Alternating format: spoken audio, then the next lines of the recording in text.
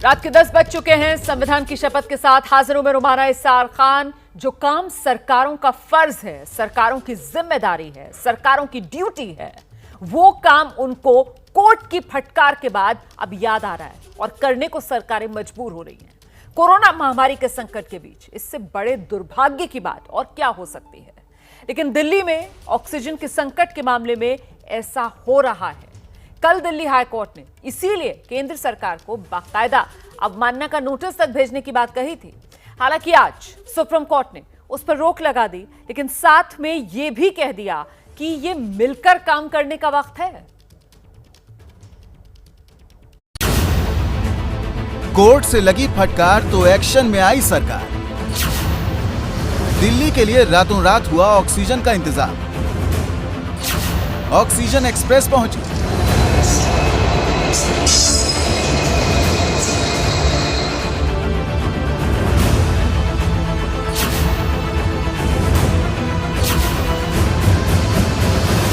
Oxygen के tanker दौड़ने लगे इस जगह से उस जगह, इस अस्पताल से उस अस्पताल। इसका नतीजा देखिए कि दिल्ली को 2 मई को 447 मीट्रिक टन, 3 मई को 483 मीट्रिक टन, 4 मई को 555 मीट्रिक टन ऑक्सीजन सप्लाई हुई और 5 मई आधी रात तक 700 मीट्रिक टन ऑक्सीजन सप्लाई का लक्ष्य रखा गया है। ये भी तब हो पाया जब केंद्र सरकार को दिल्ली हाईकोर्ट से लेकर सुप्रीम कोर्ट तक की कड़ी फटकार पड़ी। कोर्ट में किरकिरी होने के बाद सरकार हरकत में आई। कल दिल्ली हाई कोर्ट ने दिल्ली में ऑक्सीजन की सप्लाई मांग के मुताबिक न कर पाने के लिए केंद्र सरकार को फटकार लगाई थी। जस्टिस विपिन सांघी और रेखा पल्ली की बेंच ने ऑक्सीजन की सप्लाई से जुड़े केंद्र के अधिकारियों को अवमानना का नोटिस जारी करते हुए उन्हें कोर्ट में व्यक्तिगत रूप से पेश होने के लिए कहा था। आज सुप्रीम कोर्ट ने दिल्ली हाई कोर्ट के इस अवमानना नोटिस पर रोक लगा दी। केंद्र की याचिका पर सुप्रीम कोर्ट के जस्टिस डीवाई चंद्रचूड़ और एमआर शाह की बेंच ने सुनवाई की। सुप्रीम कोर्ट ने माना कि इस समय देश में अभूतपूर्व स्थिति है। सुप्रीम कोर्ट ने कहा, किसी अधिकारी को अवमानना के लिए जेल में डालना कोई हल नहीं, इससे ऑक्सीजन नहीं मिलने लगेगी। ये मिलकर काम करने का समय है। हमें इस बात से कोई खुशी नहीं मिलती कि अधिकारियों को फटकार लगाए। हमको मरीजों की जान की फिक्र है। कोर्ट की फटकार के बाद सरकार एक्शन में तो दिख रही है, लेकिन दिल्ली के कई हिस्सों में ऑक्सीजन की किल्लत अब भी बनी हुई है। ऑक्सीजन के लिए दिल्ली में कई जगह ऐसी लंबी लंबी कतारें देखी जा सकती हैं। कब से आप यहाँ पर खड़े हुए हैं और कहाँ के रहने वाले हैं और कितना इंतजार कर चुके हैं और अब क्या कहा गया है यहाँ से? सर मैं प्रीतमपुरा से आया हूँ और 11 बजे से लाइन में लगा हूँ यहाँ पे। कल के 11 बजे से। हाँ जी, और 11 बजे से सब 2-4 सिलेंडर यहाँ से हटे होंगे, बाकी सारे बंदे लगे हैं लाइन पे। बाकी जो उब गए हैं वो तो निकल के चले गए यहाँ से। ठीक है जी। अब इन्होंने सुबह क्या कहा है कि भाई अब यहाँ पे नियम चेंज हो गया, और आप एरिया वाइज अपना आप चेक कर लो, अपने आप जहाँ पे अपना एरिया कहता है वहाँ चले जाओ आप। ठीक है जी। अब लोग लाइन पे लगे हैं अभी तक, देखते हैं क्या आगे डिसीजन निकलता है इनका। लेकिन आज की सुनवाई में सुप्रीम कोर्ट ने यह भी साफ कर दिया है कि दिल्ली को ऑक्सीजन की सप्लाई बढ़ाने का मतलब ये नहीं है कि दूसरे राज्यों को सप्लाई कम कर दी। सुप्रीम कोर्ट ने कहा, इस बात से इनकार नहीं किया जा सकता कि ऑक्सीजन की कमी से लोगों की मौत हुई है, लेकिन कोर्ट ने आगे ये कहा कि हम आपसे ये नहीं कह सकते कि दिल्ली को ऑक्सीजन की सप्लाई देने के लिए दूसरे राज्यों की सप्लाई में कटौती की जाए। आप हमें अपनी योजना बताइए। हमें ये देखना होगा कि इससे दूसरे राज्यों के साथ नाइंसाफी न हो। दिल्ली में ऑक्सीजन संकट पर केंद्र सरकार के वकील सॉलिसिटर जनरल तुषार मेहता ने कहा, ऑक्सीजन की शुरू में बहुत समस्या थी, अब हमारे पास पर्याप्त ऑक्सीजन है, सवाल उसके वितरण का है। इस पर सुप्रीम कोर्ट ने कहा कि जब तक ये समस्या दूर नहीं हो जाती तब तक रोजाना 150 मीट्रिक टन ऑक्सीजन विदेश से आयात करने पर विचार होना चाहिए। ऑक्सीजन वितरण को बेहतर बनाने के लिए एक विशेषज्ञ पैनल बने। नागरिक परेशान है। शहर में ट्रेन से, टैंकर से आज कितनी सप्लाई आ रही है, इसकी जानकारी भी लोगों को और अस्पतालों को मिलनी चाहिए। एक तरफ सुप्रीम कोर्ट में सुनवाई चल रही है, वहीं दिल्ली हाईकोर्ट आज भी लगातार सुनवाई में व्यस्त रहा। सुप्रीम कोर्ट में सुनवाई के दौरान मुंबई मॉडल का भी जिक्र हुआ। खुद जजों ने इसकी बात की और कोरोना से निपटने के लिए मुंबई में किए गए प्रयासों की सराहना की। दिल्ली में ऑक्सीजन के संकट के बीच एक राहत की खबर ये है कि यहाँ कोरोना के मामले कम हो रहे हैं। ये दावा आज खुद केंद्र सरकार ने किया। बताया कि जिन राज्यों में केस कम हो रहे हैं उनमें दिल्ली भी शामिल है। Decrease in daily new cases note किया गया है, जिसमें मुख्यतः आप देखेंगे तो पाएंगे कि छत्तीसगढ़ में जहां 15,500 के करीब केसेस आ रहे थे, अब 14,900 के करीब केसेस आने शुरू हुए हैं। दिल्ली जहां पर कि 25,200 के करीब केसेस आते थे, वह करीब 24,000, यानी कि कुछ अर्ली प्लेटोइंग साइंस अभी दिख रहे हैं। मध्य प्रदेश में देखें तो पाते हैं 13,000 की बजाय 12,800। महाराष्ट्र में 65,000 की जो पीक थी उससे कम होते हुए अभी 62,000 के करीब केसेस आने शुरू हुए हैं। झारखंड में भी इसी तरह से एक रिडक्शन देखा जा रहा है। दिल्ली में ऑक्सीजन सप्लाई को लेकर दिल्ली हाई कोर्ट में केंद्र सरकार और दिल्ली सरकार के बीच लगातार रस्साकशी जारी है। इस सबके बीच में दिल्ली हाई कोर्ट ने हल्के फुल्के माहौल में एक टिप्पणी करते हुए कहा है कि जंग में दुश्मन अगर आम है तो आपको एकजुट हो जाना चाहिए, भले ही आप दुश्मन क्यों ना हो। सुनवाई के दौरान सुप्रीम कोर्ट ने कहा कि हमने मीडिया में देखा है कि मुंबई म्युनिसिपल कॉरपोरेशन ने काफी अच्छा काम किया है। ऐसा नहीं है कि हम दिल्ली की आलोचना कर रहे हैं, लेकिन ये जानकारी हमको मीडिया से मिली। तो मुंबई मॉडल कैसे और कब तक अमल में आएगा इसका पता नहीं, लेकिन इस बीच दिल्ली की उखड़ती सांसों के बीच कुछ अच्छी खबरें भी हैं। देश के सबसे बड़े अस्पताल दिल्ली के एम्स और राम मनोहर लोहिया अस्पताल में नए ऑक्सीजन प्लांट में कल से ऑक्सीजन का उत्पादन शुरू हो जाएगा। ये प्लांट डीआरडीओ की मदद से बने हैं। इस प्लांट में डीआरडीओ ने स्वदेशी फाइटर जेट LCA तेजस की ऑक्सीजन तकनीक का इस्तेमाल किया है। दिल्ली NCR क्षेत्र में 1-2 नहीं बल्कि 5 प्लांट लग रहे हैं। 10 मई तक ये काम पूरा हो जाएगा। इस बीच राजधानी दिल्ली के संजय गांधी अस्पताल में फ्रांस से आए ऑक्सीजन प्लांट की भी शुरुआत हो गई है। इस प्लांट के लगने से अब अस्पताल में ऑक्सीजन की काफी समस्या दूर हो जाएगी। यहाँ एक दिन में 80 बड़े सिलेंडर और 120 छोटे सिलेंडर भरे जा सकते हैं। वैसे ये देखना दिलचस्प है कि बड़ी अदालतों की सक्रियता के बाद सरकारों को एक्शन में आना पड़ा है। यही काम अगर सरकारें खुद अपने स्तर पर पहले ही करने में जुट जाती तो शायद ऐसी नौबत ही नहीं आती। तो एक तरफ ऑक्सीजन का ये संकट जो सुलझ नहीं रहा है, वहीं कहीं बेड का संकट है, कहीं जीवन रक्षक दवाएं नहीं मिल रही हैं। और इन तमाम तरीके के संकटों के बीच खतरे की आपको पता है सबसे बड़ी बात क्या है? खतरे की बात यह है कि केंद्र सरकार ने कोरोना की तीसरी लहर की भी आशंका जता दी है। मतलब अभी हम लोग दूसरी लहर की सामना नहीं कर पा रहे हैं और केंद्र सरकार की तरफ से यह बता दिया गया है कि तीसरी लहर के लिए भी तैयार हो जाइए, आने वाली है तीसरी लहर। केंद्र सरकार के प्रधान वैज्ञानिक सलाहकार डॉक्टर के विजयराघवन ने साफ साफ कह दिया है, तीसरी लहर आएगी। यानी मुसीबत में घिरे देश के सामने अब एक और बड़ी मुसीबत है जिसका वो इंतजार कर रहा है बिना किसी तैयारी के। आखिर इस बड़े संकट से देश कैसे निपटेगा? क्या मौजूदा संकट के बीच संपूर्ण लॉकडाउन ही सिर्फ और सिर्फ एकमात्र विकल्प है? क्या संपूर्ण लॉकडाउन से ही कंट्रोल हो पाएगा कोरोना? रिपोर्ट देखिए। यूपी में 10 मई सुबह तक बढ़ा आंशिक लॉकडाउन।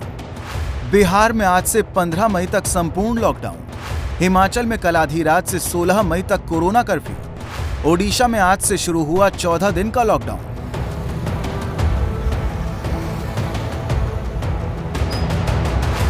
तो क्या संपूर्ण लॉकडाउन से ही कंट्रोल होगा कोरोना? ज्यों-ज्यों कोरोना के केस बढ़ रहे हैं, मृतकों की संख्या बढ़ रही है, बेड और ऑक्सीजन के लिए हाहाकार मचा है, उसको देखते हुए संपूर्ण लॉकडाउन की मांग भी धीरे धीरे जोर पकड़ने लगी है। यूपी में तो योगी सरकार ने आंशिक कोरोना कर्फ्यू या आंशिक लॉकडाउन को सोमवार 10 मई सुबह 7 बजे तक बढ़ाने का फैसला कर दिया।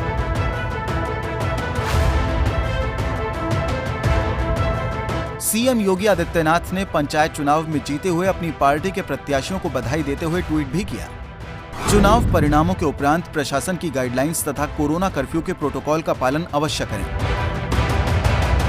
इधर शिमला में हिमाचल प्रदेश की सरकार की कैबिनेट मीटिंग में हिमाचल में कोरोना कर्फ्यू लगाने का फैसला किया गया। हिमाचल प्रदेश में कल आधी रात से 16 मई तक कोरोना कर्फ्यू रहेगा। हिमाचल में इस कोरोना कर्फ्यू के दौरान सरकारी दफ्तर और बाजार बंद रहेंगे, लेकिन इस कोरोना कर्फ्यू के दौरान जरूरी सामान की दुकानों का समय तय होगा। इस बीच बिहार और ओडिशा में आज से लॉकडाउन की शुरुआत हो गई है। बिहार में आज से 15 मई तक संपूर्ण लॉकडाउन रहेगा, जबकि ओडिशा में 14 दिन का लॉकडाउन लगाया गया है। लॉकडाउन के दौरान पटना हो या भुवनेश्वर की सड़कें सुनसान दिखाई दी। पुलिस के दस्ते सड़कों पर तैनात रहे। इस लॉकडाउन में जरूरी सेवाओं को इससे छूट दी गई है। सड़कें जो है वो सुनसान और दुकानें एक लाइन से आप देखते रहिए कि सभी दुकानें अब बंद हैं। पहले इन दुकानों को खोलने की छूट थी, हालांकि अभी भी जो मेडिकल की दुकानें हैं, यानी जो फार्मासिस्ट हैं, मेडिसिन की दुकानें हैं, वो सभी खुल सकती हैं और वो जो तमाम जो गाइडलाइंस में दिया गया है उन दुकानों को सशर्त छूट ज़रूर मिली है। दूसरी तरफ सड़क के मैं आपको दिखा दूं कि यहाँ से जो गाड़ियाँ आगे की तरफ जा रही है गोला रोड या दानापुर की तरफ, उन गाड़ियों के लिए भी बैरिकेडिंग बाकायदा लगाया गया है। और सिर्फ बैरिकेडिंग ही नहीं, क्योंकि अक्सर देखा जाता है कि लोग लॉकडाउन के नियमों को पूरी तरह पालन नहीं करते हैं, तो उन लोगों को खास तौर पर ध्यान रखना होगा क्योंकि इस बार जो है वो और भी रूल्स स्ट्रिक्ट कर दिए गए हैं। कोरोना कर्फ्यू या लॉकडाउन का फैसला इस लिहाज से भी महत्वपूर्ण है क्योंकि आज केंद्र सरकार ने तीसरी लहर को लेकर चेतावनी दी है। अनिवार्य सेवा को छोड़कर सभी दुकानें बंद रहेगी। केंद्र सरकार के प्रधान वैज्ञानिक सलाहकार डॉक्टर विजय राघवन ने आज साफ कहा कि ऐसे हालातों में कोरोना की तीसरी लहर भी आ सकती है।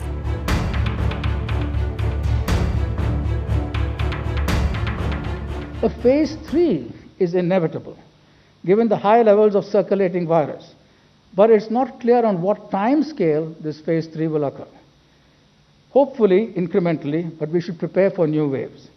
Previous infections and vaccines will cause adaptive pressure on the virus for new kinds of changes which try to escape it. And therefore, we should be prepared by scientifically to take care of that. तो क्या ऐसे हालातों को देखते हुए संपूर्ण lockdown ही इकलौता रास्ता है? क्या संपूर्ण लॉकडाउन ही कोरोना वायरस की चेन तोड़ने में कारगर साबित होगा? पिछले साल तक लॉकडाउन का विरोध करने वाले कांग्रेस नेता राहुल गांधी भी अब संपूर्ण लॉकडाउन की वकालत कर रहे हैं। राहुल ने कल ट्वीट किया था, सरकार समझ नहीं रही है कोरोना के प्रसार को रोकने का एकमात्र उपाय संपूर्ण लॉकडाउन ही है, लेकिन समाज के कुछ तबकों को न्याय योजना का लाभ देने के साथ भारत सरकार का एक्शन न लेना इस वक्त मासूम लोगों को मार रहा है। हालांकि प्रधानमंत्री नरेंद्र मोदी ने पिछले दिनों जब राष्ट्र के नाम संबोधन किया था तब उन्होंने बहुत जरूरी न होने पर लॉकडाउन से परहेज करने की सलाह दी थी। हमें देश को लॉकडाउन से बचाना है।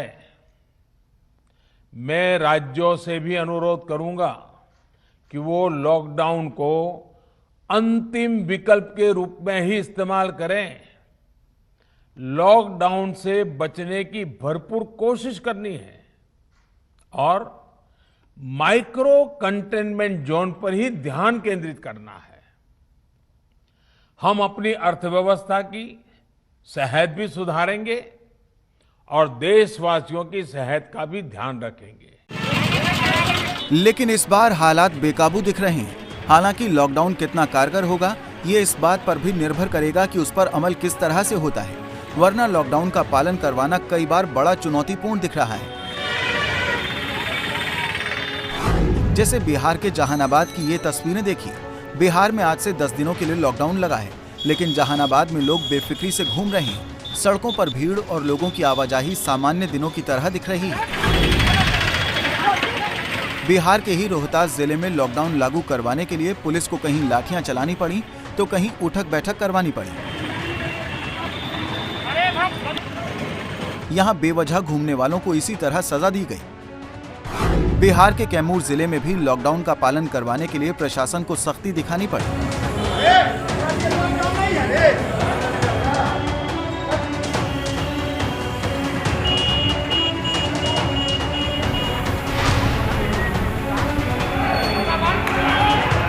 बेवजह घर से बाहर निकले लोगों को कान पकड़कर उठक बैठक करवाई गई।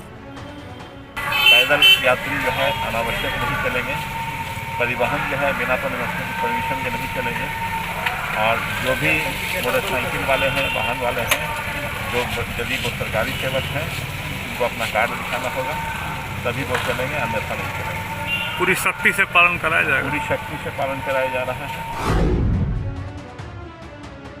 पंजाब में कोरोना कर्फ्यू है, लेकिन गुरदासपुर में दुकानदार राज्य सरकार के इस फैसले के खिलाफ सड़कों पर उतर आए। ये दुकानदार कोरोना कर्फ्यू में शराब के ठेके खोलने के सरकारी आदेश का विरोध करने उतरे। पंजाब में कोरोना के कारण 15 मई तक डे नाइट कर्फ्यू लगाया गया है।